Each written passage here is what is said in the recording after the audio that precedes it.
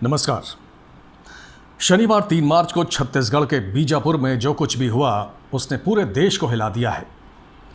बीजापुर में district reserve guard यानी DRG, STF, CRPF के कोबरा कमांडो सहित 24 जवानों की शहादत से पूरे हिंदुस्तान का खून खौल उठा है।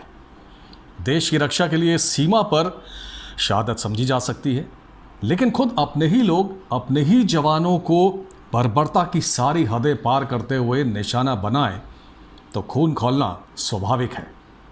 अब हर ओर से बस यही आवाज़ उठ रही है कि इन देश के गद्दारों का हश्र कुछ वैसा ही होना चाहिए जैसा देश के दुश्मनों का सीमा पर होता है।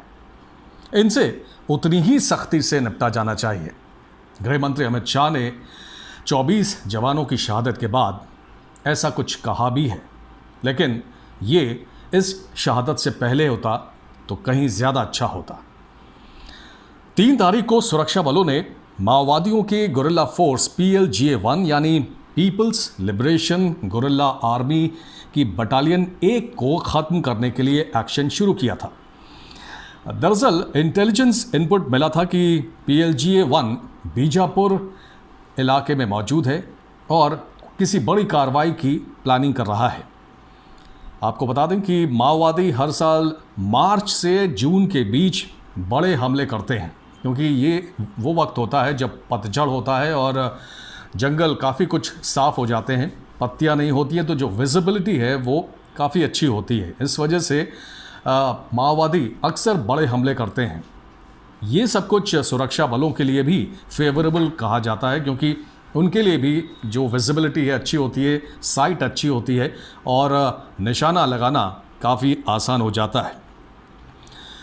इसी को देखते हुए ये प्लानिंग की गई कि माओवादियों को उन्हीं के घर में घुसकर मारा जाए और इसके लिए 2000 की फ़ौज को रवाना किया गया। लेकिन दुर्भाग्य ये रहा कि गांव वालों की, ये माना जा रहा है कि गांव वालों ने मुखबिरी की और इस बात की जानकारी नक्सलियों तक पहुंचाई कि बड़ी फौज उनको घेरने के लिए रवाना हुई है। ऐसे में माओवादी पहले ही तैयार हो गए और उन्होंने एक ट्रैप लगाया यू शेप में, जिसमें हमारे सुरक्षा बल के जवान फंस गए। 3 तरफ से उन पर गोलियों की बौछार की गई, जिसमें 24 जवान शहीद हो गए और 31 से ज़्यादा घायल हैं।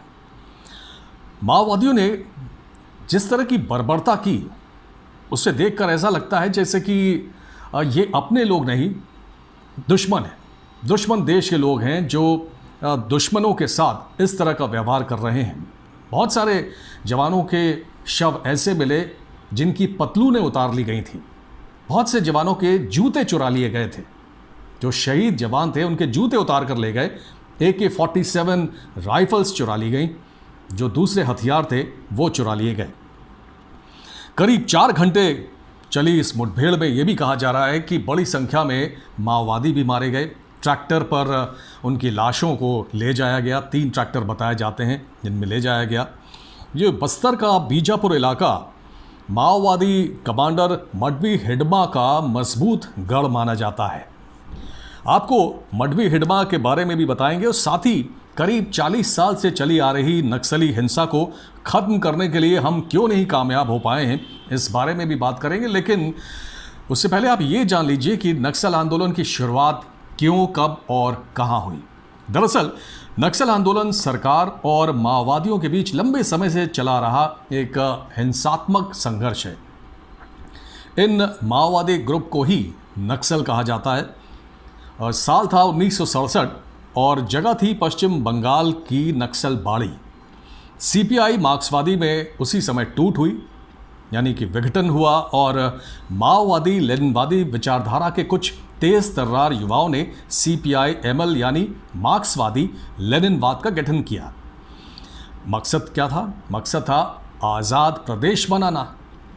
इस तरह नक्सल आंदोलन की शुरुआत हुई। आंदोलन को सरकार ने कानून व्यवस्था का मामला मानकर उस समय बहुत ही ढिलाई बरती है। कह सकते हैं कि एक बहुत ही हल्का रुख रहा उस समय की सरकार का। उन्होंने ज़्यादा ध्यान नहीं दिया। आंदोलन शुरू होने की वजहों पर ध्यान नहीं दिया गया, जो कि एक बड़ी चूक थी सरकार के लेवल पे, ये कहा जा सकता है। और उस समय ये सोचा गया कि ताकत के बल पर इसको कुचल दिया जाएगा।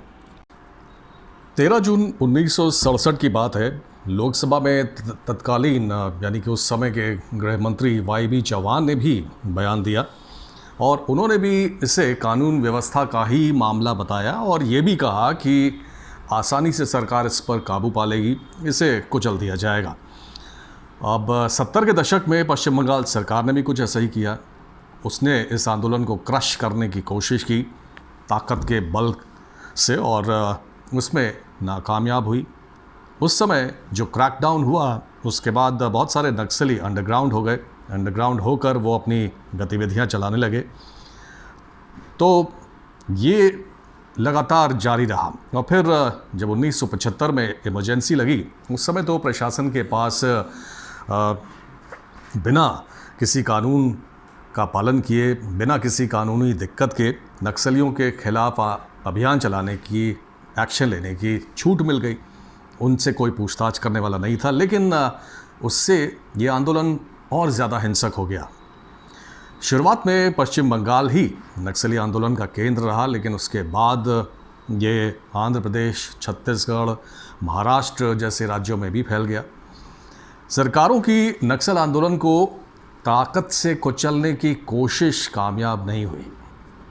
1983 में आंध्र प्रदेश में एनटी रामाराव की सरकार थी और सोचिए कि नक्सलियों से मुकाबला करने के लिए उन्होंने हथियार खरीदना आसान कर दिया, लेकिन ना तो कानूनी रूप से और ना ही ताकत के बल पर नक्सलियों को झुकाया जा सका, उनको कुचला जा सका, बल्कि वो और फैलता गया, उसका विस्तार और ज़्यादा हो गया। और इसकी वजह थी सामाजिक आर्थिक स्थिति, जिस पर सरकारों ने ध्यान नहीं दिया। आखिर नक्सल आंदोलन के बढ़ने की वजह क्या थी?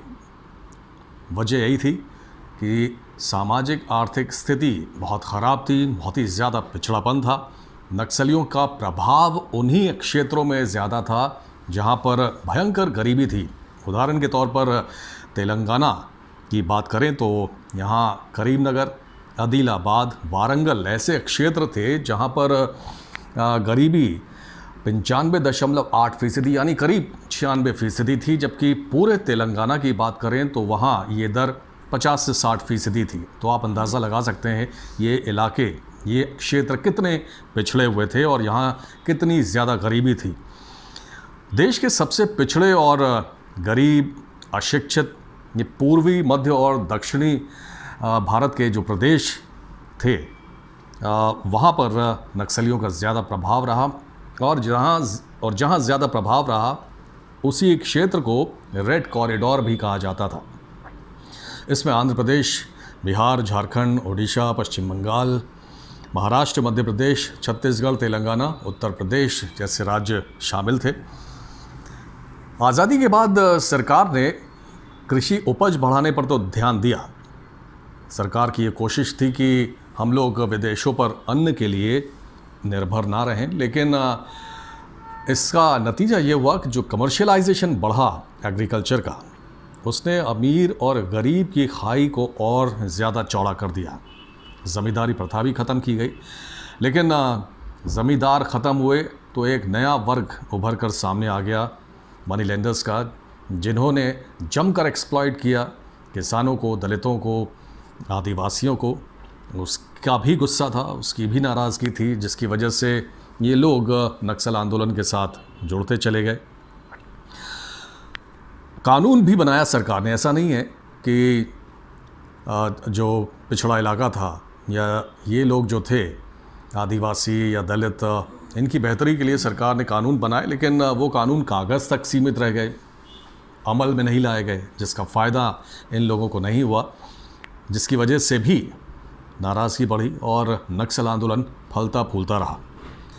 इंसर्जेंसी की बात करें तो 2004 में सीपीआई माओवादी का गठन हुआ। इसमें पीपल्स वॉर ग्रुप यानी PWG और MCC यानी माओवादी कम्युनिस्ट सेंटर, इसके सदस्य शामिल थे। 2005 में सीपीआई माओवादी की आंध्र प्रदेश सरकार के साथ बातचीत शुरू हुई और बातचीत इस लिए थी कि कहीं कुछ समझौता हो जाए, लेकिन ये बातचीत फेल हुई, कोई नतीजा नहीं निकला। माओवादियों ने आरोप लगाया कि आंध्र प्रदेश सरकार ने उनको धोखा दिया है। जो उनकी मांग थी कि ज़मीन का पुनर्वितरण बहुत ही न्यायपूर्ण ढंग से हो, वो नहीं किया गया। उनका ये भी आरोप था कि जो माओवादी जेल में बंद हैं, जिनकी रिहाई की मांग की जा रही है, वो पूरी नहीं हुई। उनका ये भी आरोप था कि संघर्ष विराम का एक लिखित समझौता हो, सरकार ने वो भी नहीं किया। और जब बातचीत फेल हो गई, बातचीत टूट गई, उसके बाद नक्सलियों का आंदोलन तेज़ हुआ। उन्होंने हिंसा और ज़्यादा तेज़ कर दी और निशाने पर न केवल सिविलियंस बल्कि सुरक्षाकर्मी और पॉलिटिशियंस को भी लिया। फरवरी 2009 में केंद्र सरकार ने एक इंटीग्रेटेड एक्शन प्लान बनाया ताकि नक्सलियों से निपटा जा सके। ये 2 pronged स्ट्रैटेजी थी। एक तो ये थी कि जो नक्सल प्रभावित क्षेत्र हैं वहाँ पर ग्रास रूट लेवल पर डेवलपमेंट शुरू किया जाए, लोगों को मेन स्ट्रीम में लाने की कोशिश की जाए। और दूसरा ये था कि जो सुरक्षा बल हैं उनको और ताकत दी जाए, उनको मॉडर्न वेपन्स दिए जाएं, हर तरह से उनको सुसज्जित किया जाए ताकि वो बेहतर ढंग से नक्सलियों का सामना कर सकें, उनका सफाया कर सकें। और सरकार का दावा है 2011 में ये कहा गया कि जो इंटीग्रेटेड एक्शन प्लान था उसको लागू करने का नतीजा ये रहा कि जो नक्सल प्रभावित ज़िले थे 9 राज्यों में, वो घटकर 83 पर आ गए, जो कि पहले कहीं ज़्यादा थे। दिसंबर 2011 में सरकार ने बताया कि नक्सली संघर्ष में मरने वालों की संख्या में 50% की कमी आई है, यानी कि कहीं ना कहीं इंटीग्रेटेड एक्शन प्लान का कुछ असर हुआ है। 2005 में नक्सलियों से निपटने के लिए एक नई पहल की गई, जो कि छत्तीसगढ़ सरकार की तरफ से की गई थी, और एक एंटी इंसर्जेंसी ग्रुप का गठन किया गया जिसको सल्वा जुडूम नाम दिया गया। इसमें स्थानीय आदिवासी युवाओं को शामिल किया गया, उनको ट्रेनिंग दी गई, आर्म्स की ट्रेनिंग दी गई और किस तरह से सामना करना है नक्सलियों का, उसकी ट्रेनिंग दी गई। काफ़ी हद तक ये कामयाब भी हुए, काफ़ी मुकाबले भी इन्होंने किए नक्सलियों के साथ, लेकिन इन पर ह्यूमन राइट्स वायलेशन का भी बड़ा आरोप लगा। मामला सुप्रीम कोर्ट तक पहुंचा और सुप्रीम कोर्ट ने 2011 में इसे असंवैधानिक घोषित करते हुए इस पर रोक लगा दी और इस तरह से सल्वा जुडूम खत्म हो गया। तो ये तो बात रही किस तरह से नक्सल आंदोलन शुरू हुआ, कैसे फैलता गया, वजह क्या रही। चलिए अब आपको माओवादियों के मौजूदा सबसे खतरनाक कमांडर मडवी हिड़मा के बारे में बताते हैं। जानकारी के मुताबिक बस्तर के बीजापुर में अभी जो सुरक्षा बलों के साथ मुठभेड़ हुई, उसमें जिस तरह से शहादत हुई है 24 जवानों की, इस हमले के पीछे जो मास्टरमाइंड है वो हिड़मा ही है। लेकिन मुसीबत ये है कि आज तक हिड़मा को किसी ने देखा नहीं है। बहुत सारी फ़ोटोग्राफ्स उसकी हैं, लेकिन पुख्ता जानकारी नहीं है कि इनमें से हिड़मा कौन सा है। सुरक्षा बलों के पास कई फ़ोटो हैं, लेकिन अभी भी क्लियर नहीं है कि इनमें से कौन वाकई हिड़मा है। वो कैसा दिखता है किसी को नहीं मालूम। हाँ, कुछ जानकारियाँ ज़रूर है सुरक्षा बलों के पास। उनका ये कहना है कि उसकी हाइट काफ़ी कम है, शॉर्ट हाइटेड है और उम्र करीब 53 साल बताई जाती है। PLGA-1 का कमांडर है वो, People's Liberation Guerrilla Army battalion 1। इसके साथ ही वो साउथ सब जोनल का भी लीडर है। तो पिछले दिनों जितने भी बड़े माओवादी हमले हुए, उन सब के पीछे दिमाग हिड़मा का ही माना जाता है। उसका 26 मामलों में नाम आया है। 2013 का झीरम हमला भी इसमें शामिल है, जिसमें तमाम कांग्रेसी नेता मारे गए थे। 2017 का बुरकापाल नरसंहार भी इसमें शामिल है, जिसमें 24 CRPF के जवान शहीद हो गए थे। हिड़मा के ऊपर 45 लाख रुपए का इनाम है। इससे आप अंदाज़ा लगा सकते हैं कि कितना ख़तरनाक माओवादी नेता है, लीडर है। ये देवा के नाम से मशहूर है और देवा के नाम से मशहूर हिड़मा सुकमा के जगर गुंडा का रहने वाला बताया जाता है। सुरक्षा कर्मियों के लिए हिड़मा को पकड़ पाना बेहद मुश्किल काम है। हिडमा का के अगर डेरे की बात की जाए तो उसका जो बेस है वो कहीं ना कहीं साउथ सुकमा यानी दक्षिणी सुकमा इलाका है, जहाँ पर उसने अपना डेरा बना रखा है। घने जंगलों के बीच वो 4 लेयर सिक्योरिटी के बीच चलता है। आप समझ सकते हैं कि जो सिक्योरिटी है वो किसी वीआईपी से कम नहीं है। तो 4 लेयर सिक्योरिटी के घेरे में वो मूव करता है, और जब भी सुरक्षा बलों से आमना सामना होता है तो जो उसके बॉडीगार्ड्स हैं वो उसको कवर देते हैं, सुरक्षा बलों को एंगेज करते हैं, और वो आसानी से निकल भागता है घने जंगलों में। अब सुरक्षा कर्मियों का या सुरक्षा बल का ये भी कहना है कि पिछले दिनों बहुत सारी मुठभेड़ में हिडमा के कुछ खास सहयोगी मारे गए हैं, जिससे वो बौखलाया हुआ है और बौखलाहट में वो इस तरह के हमलों को अंजाम दे रहा है। कहीं ना कहीं नक्सलियों का प्रभाव घटा है, और जब आप कॉर्नर कर देते हैं किसी को तो वो पलटवार करता है। कुछ वैसा ही हिडमा इस समय कर रहा है, लेकिन उम्मीद पूरी है कि जल्द वो या तो मारा जाएगा या गिरफ्त में होगा। और नक्सलियों का एक सदस्य जो पकड़ा गया था उसका यही कहना है कि अगर हिडमा को मार गिराया जाता है तो कमर टूट जाएगी नक्सलियों की, और उसी की प्लानिंग इस समय सुरक्षा बल कर रहे हैं। और उसी के लिए जो बीजापुर में जो प्लान हुआ कि घर में घुसकर माओवादियों को मारा जाए, वो दरअसल यही था, क्योंकि जानकारी ये मिली थी कि बीजापुर में हिडमा भी मौजूद है और सुरक्षाकर्मी इस मौके को गंवाना नहीं चाहते थे। लेकिन फ़िलहाल तो यही कहा जाएगा कि हिडमा सुरक्षा बलों के लिए दूर की कौड़ी बना हुआ है। 2008 में प्रधानमंत्री मनमोहन सिंह ने नक्सलवाद को देश के लिए सबसे बड़ा खतरा बताया था। पिछले दिनों नक्सली हमले जिस तरह से तेज़ हुए हैं उसके बाद एक बार फिर ये सच साबित हुआ है। बिल्कुल सही लगता है।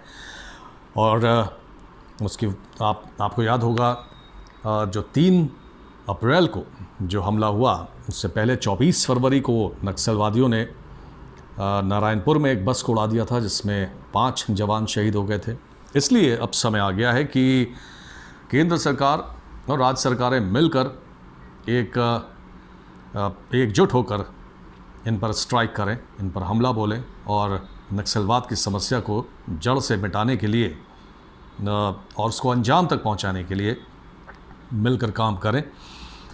और ज़रूरी ये भी है कि इस आंदोलन से जुड़े हुए जो तमाम आदिवासी हैं, दलित हैं, उनकी बेहतरी के लिए भी ठोस कदम उठाया जाए, ताकि इनको बरगलाने का कोई मौका ना रहे, क्योंकि इनको बरगलाया जाता है, इनको बेहतर ज़िंदगी का लालच दिखाया जाता है, और उसी के चक्कर में ये फंस जाते हैं और इस आंदोलन में शरीक हो जाते हैं, और उसका उनको कोई फ़ायदा नहीं होता है। तो दोस्तों, इस वीडियो में बस यहीं तक। अगले वीडियो में हम आपको पिछले दिनों या पिछले कुछ सालों में नक्सलियों के कुछ बड़े हमलों के बारे में बताएंगे, और साथ ही आपको ये भी बताएंगे कि जो फंडिंग है, नक्सलियों को फंडिंग कहाँ से होती है, उनको हथियार कहाँ से मिलते हैं, कैसे इतने मॉडर्न और इतने सोफिस्टिकेटेड वेपन्स उनको हासिल हो जाते हैं, ये तार उनके कहाँ से जुड़े हुए हैं, इन सब के बारे में हम अगले वीडियो में बात करेंगे। अगर आपने टाइगर न्यूज़ को अभी तक सब्सक्राइब नहीं किया है तो अभी कीजिए, और ऐसे ही मुद्दों पर हम आगे भी बात करते रहेंगे। धन्यवाद।